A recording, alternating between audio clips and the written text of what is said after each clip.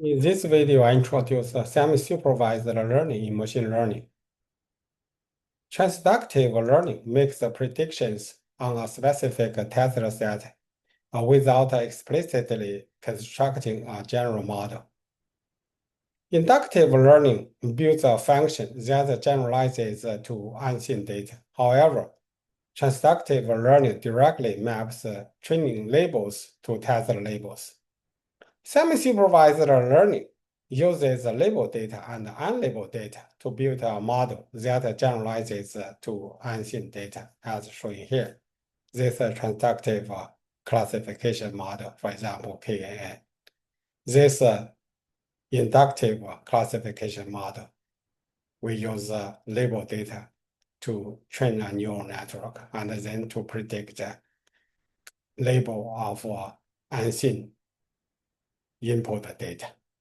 This semi-supervised classification model, we use labeled data and unlabeled data together to train a model. Using semi-supervised learning is to reduce the amount of labeled data required. The training data X can be divided into two parts, namely the point XL and the corresponding labels YL. The point XU without knowing labels. Semi-supervised learning leverages the unlabeled examples to improve model performance over using the labeled portion only.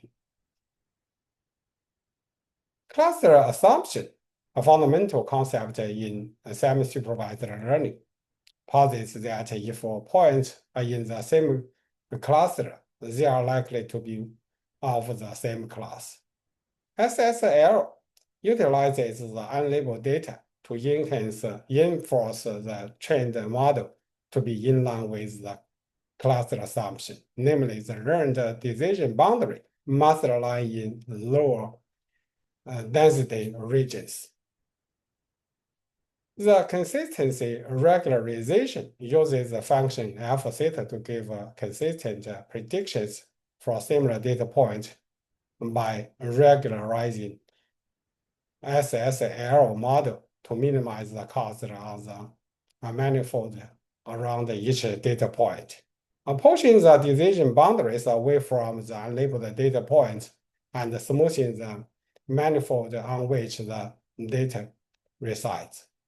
For example, given an unlabeled data point X and his perturbed version XU caret, the consistency regularization minimizes the distance d of the two outputs, where alpha theta and alpha theta x caret are two outputs in the form of a probability distribution over C classes, as shown here.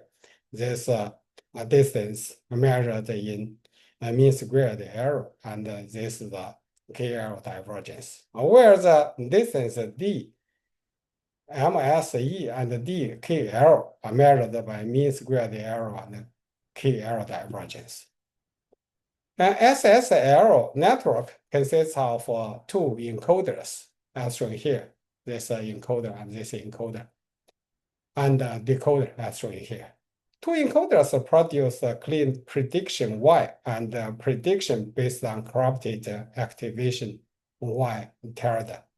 The output Y tilde is then fed into decoder to reconstruct the uncorrupted input X and the clean hidden activations, as shown here, this Y tilde. The unsupervised training loss, LU, is computed as MSE between the activations of the clean encoder Z and the reconstructions Z caret, computed over layers from input to the last layer L, with the weighting lambda L for each layer's contribution to the total loss, as shown here. If the input is labeled data with a label Y, the overall loss is defined as here, where H is a supervised crossing chopping loss. For more details, please check with these references. Thank you. Bye.